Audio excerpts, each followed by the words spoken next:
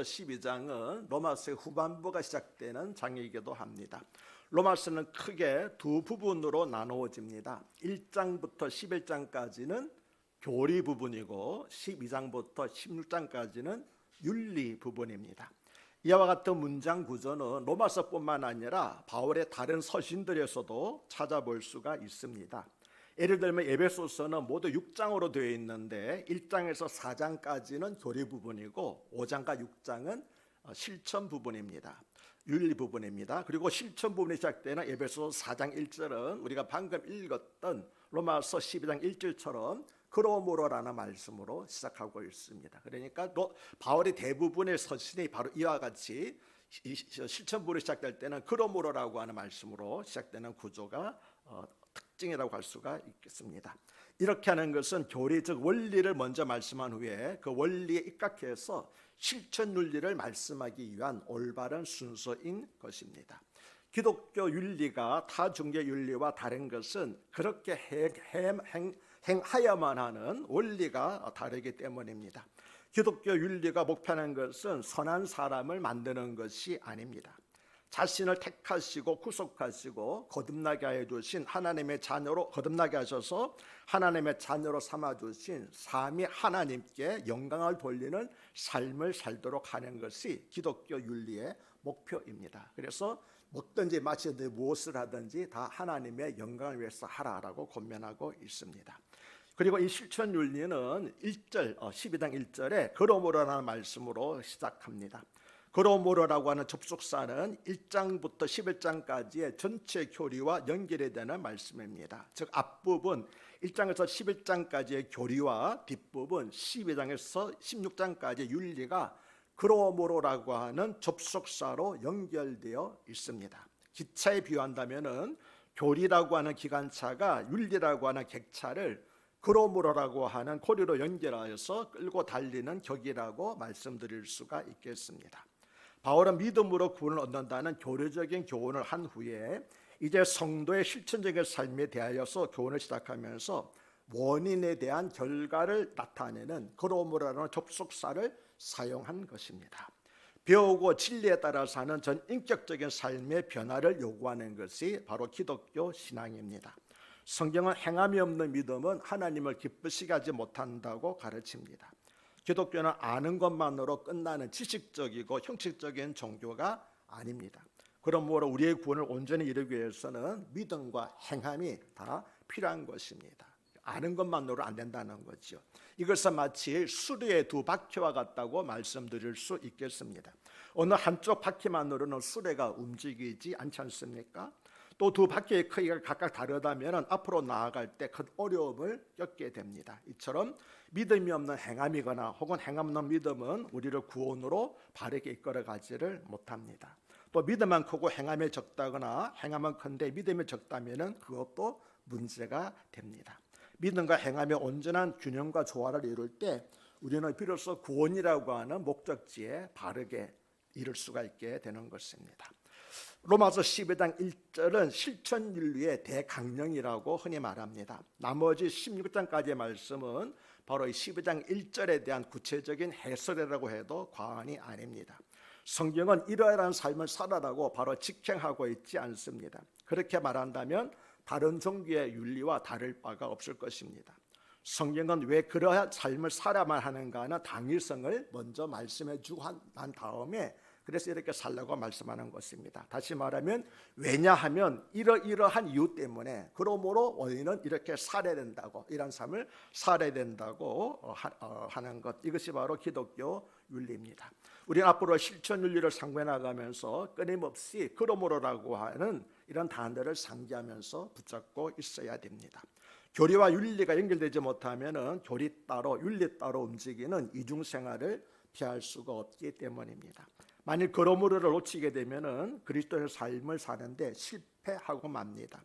교회에 와서와 가정에서의 삶이 다르고 예배드릴 때와 직장에서 행동이 다르고 주일과 그리고 월요일부터 토요일까지의 삶이 다른 이중생활을 할 수밖에 없는 것입니다. 어떨 때요? 그러므로라고 하는 그런 원리를 잊어버리게 될 때에 그럴 때 우리는 이중생활을 할 수밖에 없다고 하는 거지요. 바울은 1장부터 11장에서 우리가 구원을 얻은 것은 율법을 잘 지키거나 선한 행위 때문이 아니라 하나님께서 은혜로 주신 구원을 믿음으로 얻은 것이라고 하는 구원의 교리에 대해서 자세히 설명을 하였습니다.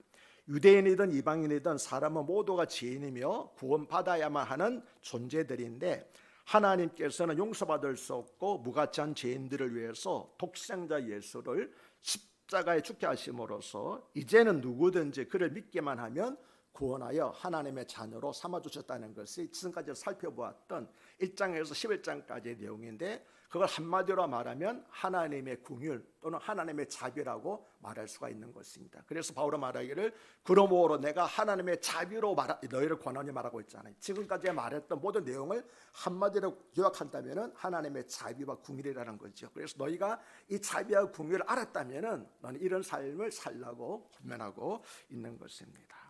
이처럼 먼저 죄인을 향한 하나님의 자비하심을 선포한 바울은 12장부터는 하나님의 은혜로 구원 얻은 성도는 이제 어떻게 살 것인가 하는 실천적인 생활에 대해서 가르치기 시작하는 것입니다. 여기에서 바울이 무엇보다도 우선순위로 강조한 그리스도의 생활은 바로 하나님께 바로 예배를 드리는 것, 바로 다른 예배에 대해서 권면하고 있습니다. 바울은 이렇게 말씀합니다. 그러므로 하나님의 자비하심을 따라 구원 얻은 여러분은 이제부터 여러분의 몸을 하나님이 기뻐하시는 거룩한 제사로 드리십시오. 이것이 여러분이 드릴 영적 예배입니다. 우리를 구원하시기 위해 독생자 예수 그리스도를 십자가에서 희생제물로 내어주신 하나님께서는 이제는 우리의 몸을 거룩한 산 제물로 내어주기를 받으시기를 원하신다는 것입니다. 다시 말하면 우리의 생명을 대신하여 아들과 맞바꾸신 하나님께서는 이제는 아들의 희생 대가로 우리의 삶 전체를 요구하신다는 것입니다. 물론 이제 기본 테이크는 아니지만 하나님께서 그렇게 말씀하신다는 거죠. 하나님께서 우리의 몸을 거룩한 산 제사로 받으시기 원하신다는 말씀은 내가 너희를 위하여 내 사랑하는 아들을 주었으니 이제는 너의 삶을 나에게 달라라고 하시는 말씀입니다. 전에는 우리가 이 세상에 거짓된 것들에 마음을 두고 그것을 쫓아 살았지만 이제는 마음이 새롭게 변화를 받아서 우리를 향하신 하나님의 거룩하신 뜻에 마음을 두고 하나님의 거룩한 자녀로서 언제나 하나님과 교제하는 삶을 살아라고 요구하고 계십니다. 이처럼 죄를 떠나 하나님과 교제하는 삶, 이것이 바로 구원받은 성도의 의무이며 하나님께 산 제물로 자신을 드리는 영적 예배라고 하는 것입니다. 예수님께서 자신의 몸을 십자가에서 희생제물로 단번에 드려 구약의 제사를 완성하신 이후로 우리가 하나님께 드리는 예배를 하나님께 예배하는 방법이 근본적으로 달라지게 되었습니다. 전에는 제사장이라고 하는 사람이 나를 대신하여 짐승의 생명을 하나님께 드리는 예배였다면 이제는 제사장이 대신하는 것이 아니라 나 스스로가 대제사장이어서 하나님 앞에 나아가서 자신의 몸을 하나님께 드리는 예배가 되었습니다. 전에는 성전에 올라가서 제사를 드렸지만 지금은 예배당에 모여서 예배를 드립니다. 무슨 말씀입니까? 예수님의 십자가 사건 이전에는 하나님께 드리는 예배가 장소와 제물과 제사장에 의해서 제한되었지만 이제는 어디에서든지 누구든지 주의 이름으로 모여서 하나님을 찬양하며 예배드리게 되었다는 것입니다. 우리가 잘 알고 있는 내용이죠. 요한복음 3장을 보면은 사마리아 여인이 예수님께 우리 조상들은 사마리아 땅에 있는 거리심산에서 예배하였는데 유대인들의 말에 따르면 예배할 곳이 예루살렘에 있다고 하니 어느 말이 옳습니까? 라고 물었습니다. 내가 보니 당신은 선지자 같은데 내가 묻고 싶습니다. 우리 조상들은 거리심산에서 예배를 드리는 것이 옳다고 그랬는데 유대인들은 예루살렘에서 예배를 드린다고 합니다. 당신은 선지자니까 묻습니다. 어느 것이 옳습니까? 그렇게 물었습니다. 그래서 예수님께서 뭐라고 대답했습니까? 사마리아 여인에게 이 산에서도 말고 저 산 예루살렘에서도 말고 너희가 아버지께 예배할 때가 이르는지라 말씀하셨습니다. 그때가 언제입니까? 예수님께서 십자가에서 돌아가실 때가 곧 온다고 하는 거죠. 그때로부터는 이제는 이 산도 아니고 저 산도 아니고 언제든지 마음으로 하나님을 모시고 예배드릴 때가 오게 된다는 것입니다. 역사적으로 사마리아인과 유대인들의 관계가 좋지를 못했습니다. 그래서 사마리아 사람들은 예루살렘에 가서 예배할 수 없게 되자 자기들 나름대로 그리심산에 성전을 세우고 거기서 제물을 잡아 제사를 드렸습니다. 지금도 6월절이 되면은 사마리아 사람들은 그리심산에서 희생을 잡는 제사를 행하고 있는데, 그래서 6월절이 되면은요 전 세계에 있는 많은 그리스도인들이 예루살렘에 가는 게 아니고 사마리아에 갑니다. 왜 그렇습니까? 6월절 양녀들 행사 직접 하기 때문에 그거 보고 싶어가지고 6월절에는 예루살렘에 가지 않고 사마리아를 방문한다고 그렇게 하고 있습니다.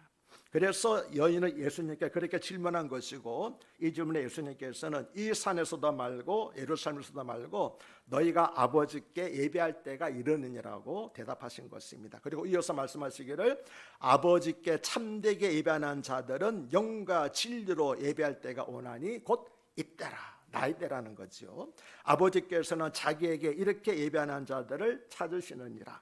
하나님은 영이시니 예배하는 자가 영과 진리로 예배할지니라고 말씀을 하셨습니다. 어디에 있는 말씀입니까? 요한복음 4장 24절입니다. 4.24 잊지 마십시오. 제 생활입니다. 4월 24일.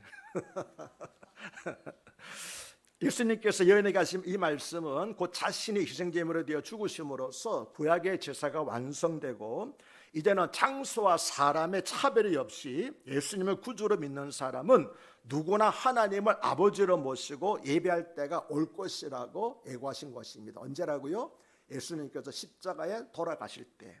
우리 예배를 받으시는 하나님은 영이시기 때문에 시간과 장소에 제한을 받지 않으십니다. 그러므로 이제 예배하는 자는 하나님께 자신의 몸과 마음과 정성을 다하여서 영으로 예배드려야 합니다. 예수님은 제사 형식보다는 예배드리는 사람의 심령 상태와 그 사람의 신실한 삶의 내용이 더 소중하다고 말씀하신 것입니다. 어떤 형식과 절차를 따라 예배드리는 것이 좋은가에 관심을 가지는 것도 중요하지만 더 중요하고 우선적인 것은 예배자의 마음 자세라고 하는 거죠. 어떻게 해요? 영과 진리로 신령과 진정을 다하여서 예배드리는 겁니다. 교회 나올 때 하나님께 나아간다는 고룩한 기대감을 가지고 찾아오는 사람과 아무런 기대감이나 설렘도 없이 나온 사람이 똑같은 은혜를 받고 똑같이 하나님이 기뻐하시는 거룩한 산 제물로 예배를 드렸다고 말할 수 있겠습니까? 아니잖아요. 기대감을 가지고 사모하는 마음으로 예배를 드리는 사람과 그냥 예배 시간이니까 와서 드리는 사람이 받는 은혜가 결코 같을 수가 없다고 하는 거죠. 한 걸음 더 나아가서 바울이 우리 몸을 하나님이 기뻐하시는 거룩한 산제사로 드리라고 한 것은 우리의 삶 자체가 곧 예배라는 말씀이기도 합니다. 다시 말하면 교회에서의 공식적인 예배만 아니라 우리의 일상생활에서의 삶 전체를 하나님께 온전히 드리는 생활 예배를 실천하라는 것이었습니다. 짐승이 죽어서 제물이 되어서 하나님께 드려지듯이 우리 삶의 모든 부분이 살아있는 제물이 되어서 하나님께 온전히 드려지는 것이 드려지는 거룩한 삶이야말로 하나님이 원하시는 참 예배라고 하는 것입니다. 영적 예배라는 말이 제가 활락 원어를 보니까 바른 예배, 올바른 예배, 합리적인 예배, 정당한 예배라, 영적인 뜻도 있지만 그런 뜻도 있었습니다. 올바른 예배다, 바른 예배라고 하는 그런 의미였습니다. 1700년 전에 살았던 크리소스톰이라고 하는 분이 계시는데, 그분은 오늘의 본문을 이렇게 설교를 했습니다. 참고로 크리소스톰은 황금의 입이라는 별명을 가진 기독교 역사상 가장 위대한 설교자가 바로 이분입니다. 이분은 이렇게 이야기를 했습니다. 여러분은 눈으로 하여금 나쁜 것을 쳐다보지 못하게 하십시오. 그러면 그 눈은 산제물이 되는 것입니다. 혀로 하여금 누추한 말이나 다른 사람을 향한 악한 말을 못하게 하십시오. 그러면 그 혀가 산제물이 되는 것입니다. 손이 무법한 일을 못하게 하십시오. 그러면 그 손이 산제물이 되는 것입니다. 그렇지만 그것으로 충분하지 않습니다. 손으로 다른 사람을 도우십시오. 그리고 나를 향해서 비난하고 욕하는 자들을 내 입으로 축복하십시오. 눈은 하나님의 말씀을 읽으십시오. 그리고 머리로는 그 말씀을 묵상하십시오. 그러면 그 삶은 하나님의 기뻐하시는 온전한 제물이 됩니다. 참 설교 잘하셨죠. 바울은 로마서 3장에서 예수 그리스도로 말미암아 변하게 되기 전 인간의 타락상을 이렇게 말했습니다. 저희 목구멍은 열린 무덤이요, 그 혀로는 속임을 베풀며 그 입술에는 독사의 독이 있고 그 입에는 저주와 악독이 가득하고 그 말은 피 흘리는데 마른지라. 그것이 옛날에 우리의 삶이었다는 것이죠. 그러나 이제는 예수 그리스도로 말미암아 이 같은 죄에 대해서는 죽고 하나님에 대해서는 산자로 변화된 것입니다. 아멘이십니까? 그러므로 이제 우리는 우리 몸의 각 지체를 더 이상 불의의 병기로 죄에게 드려서는 안 되고 의의 병기로 하나님께 드려야 하는 것입니다. 그럴 때 우리의 발은 하나님의 길에 행하고 우리의 입술은 진리를 말하고 복음을 전파하며 우리의 혀는 치유를 가져오고 우리의 손은 타락한 자들을 일으킬 것이며 우리의 팔은 의롭고 사랑하지 못한 자들을 감싸낼 것이며 우리의 귀는 가난한 자들의 부르짖음을 들을 것이며 우리의 눈은 겸손하고 끈기 있게 하나님을 바라보게 될 것입니다. 우리의 예배는 교회에서 드리는 것이 전부가 아닙니다. 내가 예배하는 마음으로 가정에서 하나님을 높이면 나의 가정이 산 제물이 되고 직장 동료들 앞에서 하나님의 능력을 증가하며 산다면 그것이 곧 산 제물이 되는 것입니다. 예배 시간에는 경건한 모습으로 앉아 있지만 교회를 다스면서 하나님을 그 자리에 모셔두고 다음에 또 뵙겠다는 식으로 살아간다면 세상에서 우리는 하나님과 아무런 상관도 없는 사람으로 살아갈 수밖에 없습니다.